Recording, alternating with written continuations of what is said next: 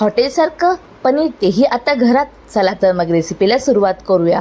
अगदी इझी अशी ही पनीरची मेथड आहे. चला मी तुम्हाला माझी रेसिपी शेअर करते. इकडे मी पनीर आणि मटर घेतलेलं आहे. पनीर आपल्याला 200 ग्राम घ्यायचे आहे. तुमच्या आवडीनुसार तुम्ही कमी जास्त करू शकता. आता ह्याला मी ट्रायंगल शेपमध्ये कट केलेले आहे. तुम्हाला हवा त्या शेपमध्ये तुम्ही कट करू शकता. आता एका कढईमध्ये मी तेल टाकून आपले पनीर आपल्याला फ्राय करून घ्यायचे आहे आणि बाजूला मी मटरसुद्धा बॉईल करायला ठेवलेले आहे.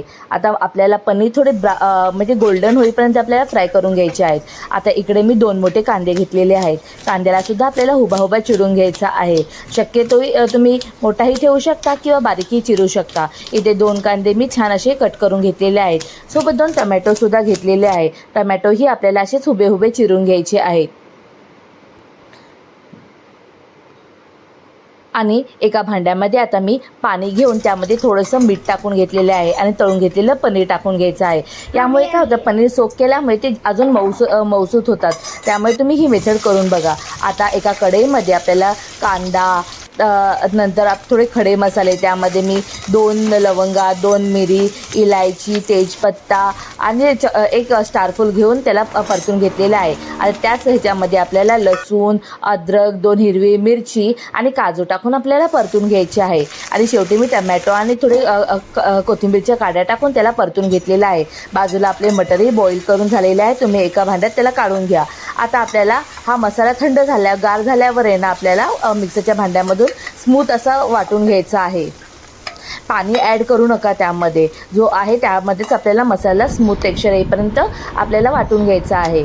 बघता ना किती छान रंग आलेला आहे. आता त्याच कढईमध्ये आपण तेल टाकून त्यामध्ये थोडेसे बटर आणि जिरे टाकून आपल्याला चांगले परतून घ्यायचे आहे. त्यामध्ये आपला तयार मसाला टाकून त्यालाही चांगला परतून घ्यायचा आहे. आता आपण ह्यामध्ये मसाले ॲड करूया. यामध्ये मी हळद, लाल तिखट, थोडासा घरगुती मसाला टाकलेला आहे आणि किचन किंग मसाला टाकून त्याला चांगले तेल सुटेपर्यंत परतून घ्यायचं आहे.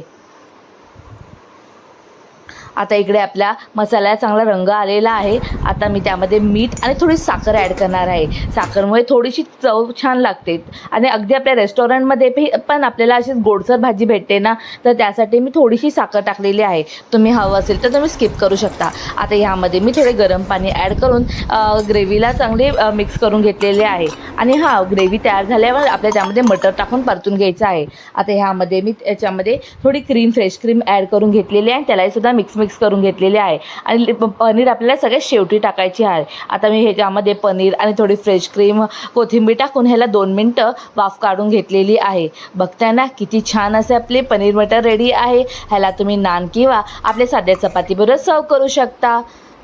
अगदी रेस्टॉरंटपेक्षाही भारी आपले पनीर बनून तयार झालेले आहे. तुम्ही ही रेसिपी नक्की ट्राय करा आणि माझी रेसिपी कशी वाटली कमेंटमध्ये सांगायला विसरू नका.